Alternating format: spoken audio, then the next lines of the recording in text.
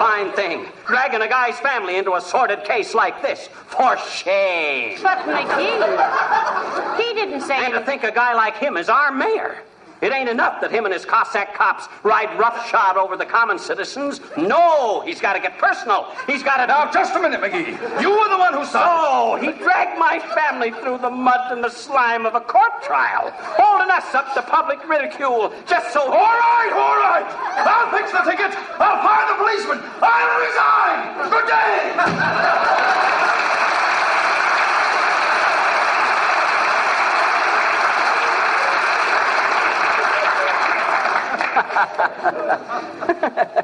Boy, I should have been a lawyer. But you had no business telling the policeman that the mayor was your nephew. Oh, no, I just proved it, didn't I? I made him holler uncle. Give me a piece of that candy. Any chocolate-covered peanuts in there? Well, you ought to know. You bought it. Huh? I didn't specify every piece that went into the box. I'll bet you did. There's everything I like in it. Oh, you're so thoughtful, McGee. Oh, shucks. Valentine's Day. I think it was a Valentine's Day we first went out together, did he? Yeah. I carved our initials inside of a big heart on that old oak tree in back of the brewery. The schoolhouse. The brewery. Schoolhouse, McGee. I remember it was the brewery because the only grove of trees where you could hitch a horse to... McGee! For 20 years and more, I've been telling people it was back at the schoolhouse, and I can't change it now. Heavenly days, what's romantic about a brewery? Well, if it had been in back of the schoolhouse, I'd have ruined my jackknife. The only tree back there was a big steel flagpole. Well, just the same, I insisted. Hello, folks. Oh, hi, Harlow. Have a piece of candy. It's wonderful. Stop bragging, McGee. I ain't bragging. I don't even know... Here, have a nugget, Harlow. No, thanks. Say, do you people ever see Life magazine? Yes, we do, Mr. Wilcox. McGee always gets Life, Collier's, the American Magazine, and Disturbing Detective. And anybody who'd read Disturbing Detective ought to get Life. Hanging is too good. But, Molly, I gotta get Disturbing Detective on account of the back cover. Why for the back cover? I'm trying to see how long Charles Atlas can keep his chest expanded like that. Why did you ask, Mr. Wilcox? Well, the Johnson Wax people have got a double-page ad in Life next Friday, and I didn't want you to miss it. We're featuring the Consumer's Pledge for Total Defense. What you mean, pledge? Well, look. Look, here's one of the cards for Molly to sign. Read it, Molly. All right. As a consumer in the total defense of democracy, I will do my part to make my home, my community, my country ready, efficient, and strong. I will buy carefully. I will take good care of the things I have. I will waste nothing. Place for signature. Consumer Division, Office of Price Administration. Well, I'll certainly sign that, Mr. Wilcox. Thanks, Molly. This is mighty important right now. If there was ever a time to conserve and save and protect and preserve, it's today. And Johnson's Wax does all of them in so many ways. It's a pretty necessary item on your kitchen shelf. Oh, say, and that reminds me, I'd better go in the kitchen and see if I have enough on hand. Excuse me a minute, boy. Certainly, Molly. Well, now I'll have a chaw of your chocolates, chum. Here, help yourself. And look. Yeah? You didn't send this candy to Molly, did you? Not me, pal. I don't send candy to married women. I'm allergic to buckshot. Why, didn't you? If I did, you can bop me with a bonbon if I remember doing it. Well, maybe you walked in your sleep again and crashed a confectionery. Say, I wonder... Oh, no, that ain't possible. The candy stores aren't open that late. Still, hey, you call on a lot of stores, don't you, Harlow? Sure, now that I'm taking these pledge cards around. Well, look, kind of snoop around and see what you can find out, will you? See if a guy about my size, wearing purple pajamas and green slippers, with a sleepy look on his puss, came wandering in any place and bought a box of Valentine candy. Hey, huh? Easy. Here she comes. Yeah. Okay, pal, okay. I'll tell George what you said. So long. See you later. So long, George. Say, who's George, McGee? And, what do you want Mr. Wilcox to tell him? George? Yes, George. Oh, George. Yeah, he's, he met old George Frahulis. Well, who on earth is George Frahulis? He used to have a tire shop out on 14th Street. Just sold it and took up blacksmithing. I just told Harlow to wish him good luck. Though why a guy in the horseshoe business should need anybody to tell him... Toss me one of those coconut creams, McGee. They're delicious. Here. Thank you. I don't know when a box of candy has intrigued me like this one, dearie. Yeah, me either. Me too. What? I'm glad you like it, Molly. You always did like mixed chocolates, didn't you? Yes, and weren't you nice to remember it? Yeah. But then you always were thoughtful. Always the gentleman. Yeah. Remember the time I dropped my handkerchief at the dance, and you and Otis Cadwallader both rushed to pick it up and bumped your heads together and knocked each other out? Yeah, but I came too. That guy's still unconscious. My, you were jealous of him. I believe you still are. I am not. Say, I saw in the paper last night that he's in town. What's the matter? This candy kind of choked me. In fact, I think any of it would choke me. What do you mean? I mean that Otis Cadwallader. He might be the guy who he'd make me choke on a caraway seed. The very mention of his name makes you see, you are jealous. I never saw such a Come in. Oh, hello, Mrs. Uppington. How do you do, my dear? And Mr. McGee. Hi, Uppy. Come on in, out of the rain. Oh, it's not raining, Mr. McGee. It ain't? I'd have swore I saw a big drip in the doorway. Bring a little love this Valentine's Day home with comedy. Package for Mrs. McGee. For me? Are you Mrs. McGee? Well, what do I have to do? Show you my marriage license? No, I can see Mr. McGee. Nobody else would live with him. Happy Valentine's CD collection. Day. I think it was a Valentine's Day we first went out together, dearie. Yeah. I carved our initials inside of a big heart on that old oak tree in back of the brewery. The schoolhouse. The brewery. Schoolhouse, McGee. I remember it was the brewery because the only grove of trees where you could hitch a horse to. McGee! For 20 years and more, I've been telling people it was back at the schoolhouse, and I can't change it now. 12 hours of laughs with great episodes from The Great Gildersleeve, Our Mrs. Brooks, Fibber, McGee and Molly, and many more. And because you're an old-time radio fan and listener of AM America, you receive a discount. So make sure you punch in 1640 as a promotion code to receive your VIP discount. My heart tick-ticks for you, my queen, with the steady watch beat of a new Longines. Dear Miss Brooks, I think you're keen. Won't you be my Valentine?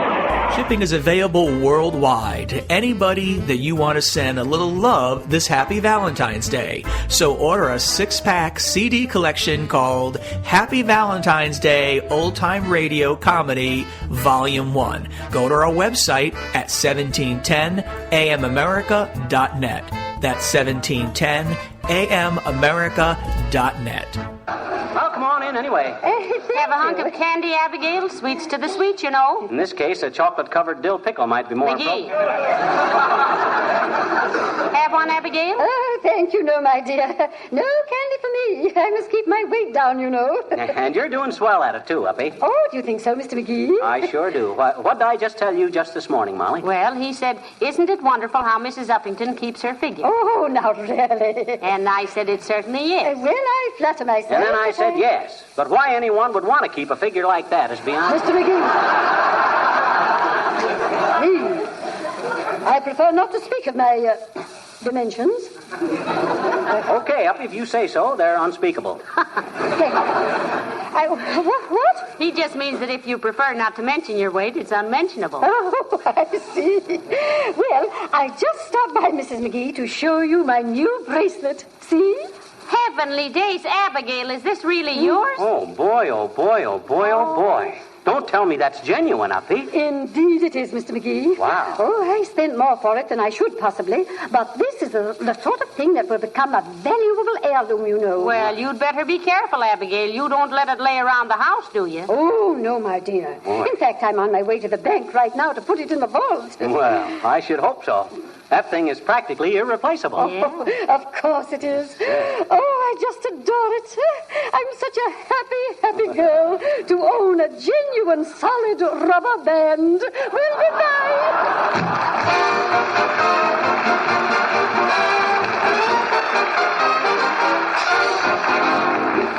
The King's Men sing Don't Touch It.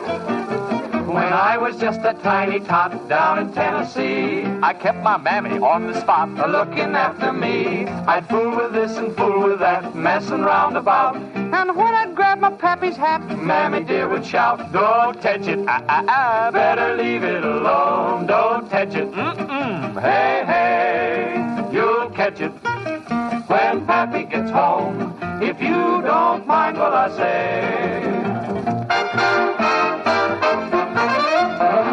When Pappy missed his Sunday hat down in Tennessee, he'd fuss and cuss and start to look for me. Then pretty soon I'd have a date in the old woodshed, and with remorse I'd meditate on what my mammy'd said. Don't touch it, can't you leave it alone? Don't touch it, nay, nay, you'll catch it, as sure as you're born, if you don't mind what I say. One day I went with Pappy downtown to buy a shoe. He said 'twas good for any man to have a sip of brew. But when he went to take a nip, we heard an awful roar. We turned around, there was Mammy shouting through the door. Don't touch it, can't you leave it alone? Don't touch it, nay, nay, you'll catch it, as sure as you're born, if you don't mind what I say. How happy were my childhood days down in Tennessee. The dear old-fashioned country ways still appeal to me. I'd gladly be a boy again to mess around about.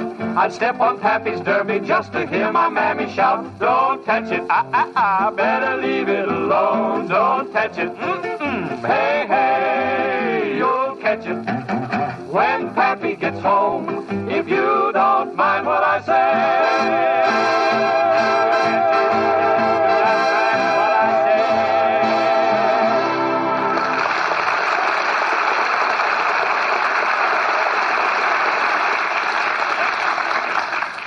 Have some candy, McGee. Help yourself to all you want. Oh. Any man who remembers his wife like this for Valentine's Day deserves anything he can get. I wish you'd quit saying that, Molly. Why, for goodness sakes, you did send it to me, didn't you? Who'd you suppose sent it? Well, then don't be so modest. You certainly have changed since we were married. I have? How so?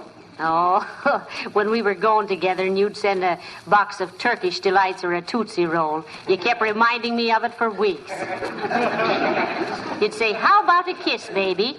And I'd say, no, not now. And then you'd pout and say, okay, no more saltwater taffy for you. And then I'd say, oh, now, come in. Hello, folks. Oh, hello. Hi, Wimp, old man. How's everything? Oh, just peachy, Mr. McGee. Well, you're looking very well, Mr. Wimple. Is your wife away? No, but Sweetie Face has been very busy with the new women's ambulance unit, Mr. McGee. Well, the ambulance unit, eh? Yes. She a nurse or a driver, Wimple? Neither one, Mr. McGee. She holds up the ambulance while the other girls crawl under it and make repairs.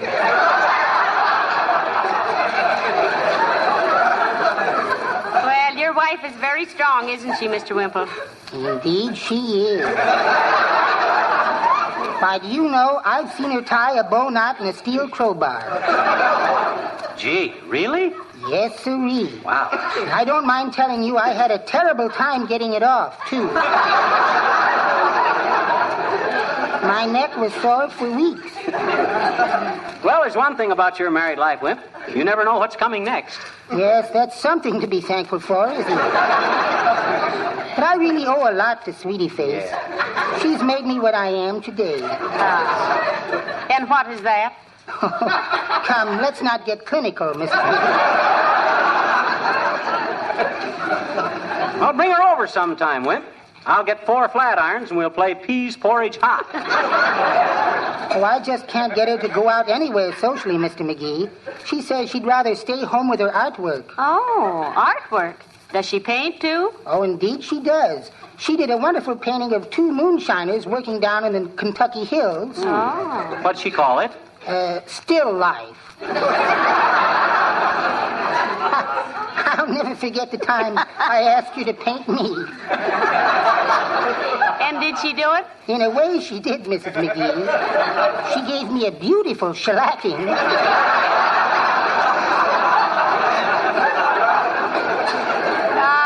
I suppose she was just being playful. Of course, of course.